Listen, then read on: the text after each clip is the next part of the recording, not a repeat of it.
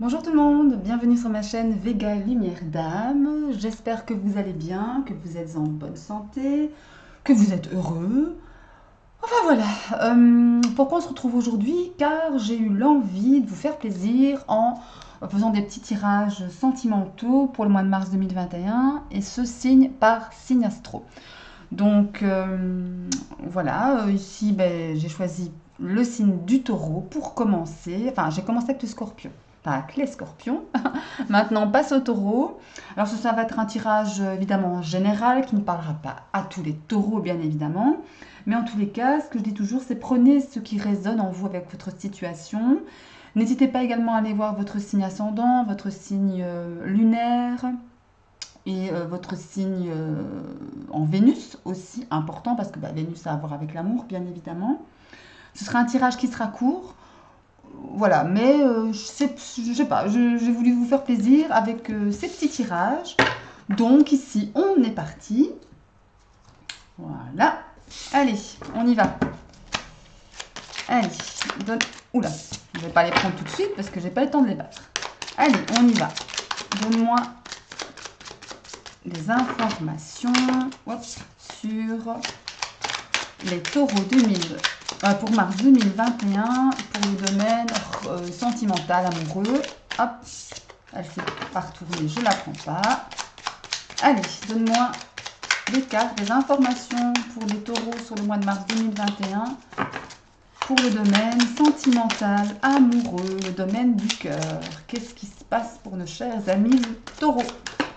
Ah, elle s'est retournée. Ah, deux d'ailleurs. Bon, alors, on a le travail, le choix. Le travail, le choix. Voilà. Allez, allez, on y va.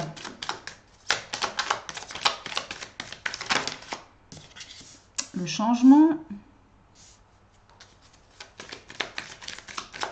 Travail, décision, choix, changement. Le retour. Je vais les remonter un peu. Hop. Allez. Encore deux cartes, c'est possible. Sinon, je vais aller les piger. Allez, je vais les prendre. On va regarder la coupe, tiens. Alors, on a le magicien et les guides, l'introspection, la zen attitude. Alors, moi, ça me fait penser au fait que, effectivement, ce mois-ci, pour les taureaux, en tous les cas, on a besoin vraiment de se recentrer sur soi, de vraiment travailler sur soi. Peut-être aussi ça, la carte du travail, la carte du retour, pardon. Un retour sur soi, peut-être pour avancer, pour pouvoir faire évoluer la situation, parce que la carte du magicien, c'est quelqu'un, c'est une carte, pardon, qui est un peu, comme son nom l'indique, un peu magique. Suite à ce travail-ci, que l'on fait d'introspection sur soi, il se pourrait très bien qu'on change de tout au tout sa vision du couple, sa vision de l'amour, la vision de la vie de couple ou de la vie de célibataire, hein, pourquoi pas, ou en tout cas la façon d'appréhender les relations sentimentales. Voilà, donc peut-être si je regarde ici, voilà, nous avons la carte de la sexualité, la carte, ou hormis la sexualité, des plaisirs charnels, c'est aussi la carte qui nous fait du bien en fait, hein, des choses qui nous font du bien. Donc effectivement, peut-être est-il question ici de faire un travail là-dessus pour changer un peu, comme je disais, hein, je vous parlais de la vision des relations, c'est peut-être ça aussi, hein, qu'il faut que vous changiez, hein. Donc, et la carte du magicien, on va voir ce qui se passe, la joie. Effectivement, j'ai la sensation qu'en faisant cette espèce de travail sur soi, on va pouvoir faire changer les choses et retrouver une certaine joie au sein de son cœur, en son propre cœur, et donc de fait au sein de son couple. Ou, si on est célibataire, une certaine forme de bien-être par rapport à ça, par rapport à son célibat, pourquoi pas, hein. Voilà, alors, on va aller voir. On va aller prendre deux autres cartes, je dis bien. Allez, hop, elle s'est retournée. Ah bah donc voilà.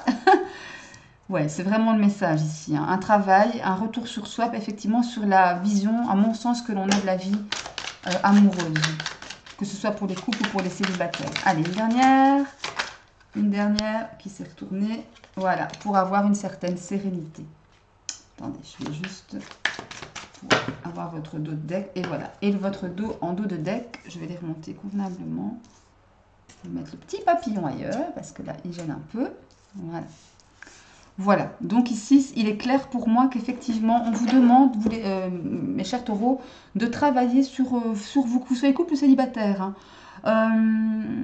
Ouais, alors pour pouvoir prendre une décision par rapport à un changement positif pour vous, pour votre couple, pour votre façon, encore une fois, de voir la vie amoureuse. C'est la sensation que j'ai ici.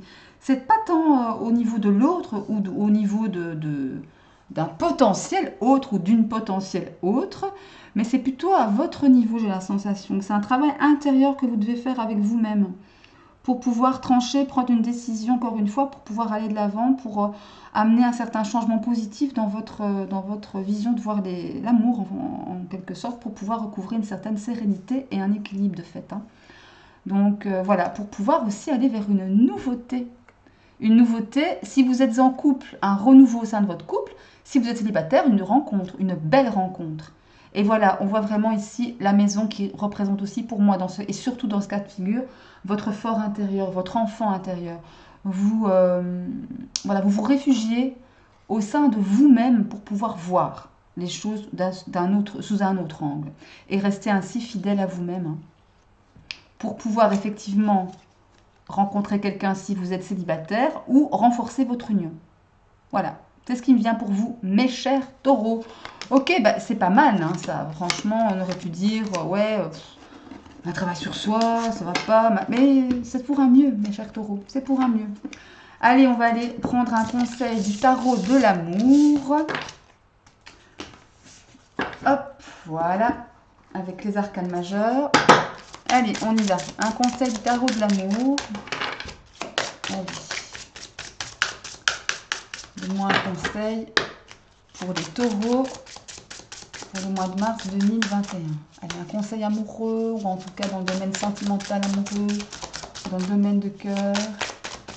Allez, je vais aller la prendre. Elle ne veut pas sauter. Allez, on va la prendre. Je vais slider. Allez, un conseil, celle-ci. Et on a là, encore, mais voilà, la magicienne. Vous vous souvenez, on avait le magicien dans la coupe. Et là, la magicienne qui ressort. Magicienne, magicien, c'est pareil. Hein. Alors, ben, pour moi, la magicienne, c'est quoi? C'est l'impulsion. C'est vraiment le mouvement, faire les choses.